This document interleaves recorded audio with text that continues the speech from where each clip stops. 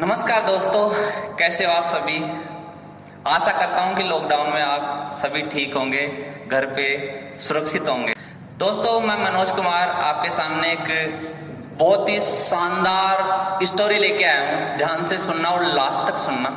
एक बार दोस्तों क्या होता है कि बिजली जगमगा रही थी, आंधी चल रही थी, तूफान चल रहा था, बारिश हो रही थी, मूसलाधार बारिश, कि एक चील अपने 4 बच्चों को बारी बारी से अपने मुंह में लेके एक सुरक्षित स्थान पे पहुंचाने के लिए बारी बारी से लाती है। 3 बच्चों को वो लेके आ जाती है, लेकिन चौथे बच्चे को जैसे वो मुंह में दबा दबा के ला रही होती उड़ के, तो अचानक बिजली इतनी भयंकर कड़कती है कि उसकी चीख निकल जाती है और उसके मुंह से बच्चा जमीन पे गिर जाता है।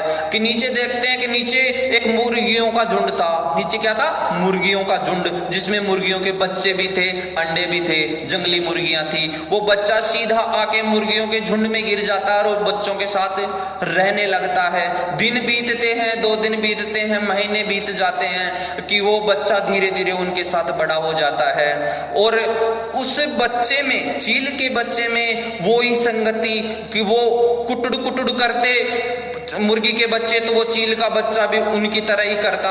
और वो जैसे उड़ने की कोशिश करते मुर्गी के बच्चे, क्योंकि मुर्गी ज्यादा ऊपर नहीं उड़ पाती है और चील होता है वो आसमान की बुलंदियों को छू लेता है। तो वो उन्हीं तरह, क्योंकि उनको देखता था, जैसा वो देखेगा वैसा ही वो करेगा, तो वो उसको देखता है तो वैसे ही उड़ने लगता है धीरे धीरे।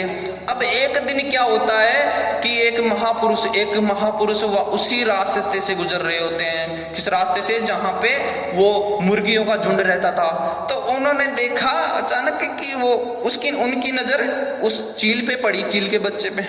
वो देखते हैं कि ये चील का बच्चा और इन मुर्गियों के झुंड में क्या कर रहा है। इसको तो आसमान की बुलंदियों को छूना चाहिए, खुले आसमान में उड़ना चाहिए। ये चील का बच्चा इन मुर्गियों के झुंड में रहने के लिए तो पैदा नहीं हुआ।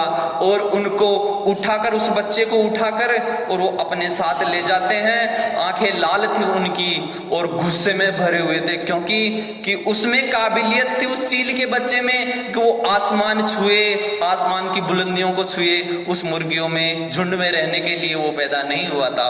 और वो जाते हैं और एक बड़ी सी चोटी, पहाड़ की बड़ी सी चोटी पे जाके और उसको गुस्से में आकर उसको फेंकते हैं, चील के बच्चे को फेंकते हैं। चील का बच्चा घबरा गया, को बोले मुझे इस पे क्यों डाल रही है, आदमी पागल तो नहीं हो गया कहीं।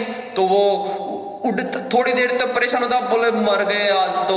और वो फिर कोशिश करता है, पंखों को फड़फड़ाता है और फिर देखता है कि उसमें अदृश्य शक्ति जैसे उसमें समाहित हो गई हो और वो उड़ने लगता है। और धीरे धीरे अपने पंखों को जैसे फड़फड़ाता है, आसमान में उड़ने लगता है। तो दोस्तों, मेरे कहने का मतलब यही है, इस कहानी से यही शिक्षा मिलती है कि आप में टैलेंट बहुत ज्यादा है, लेकिन आप ध्यान नहीं देते। अपने अंदर झांक के देखो, बहुत टैलेंट है। धन्यवाद दोस्तों।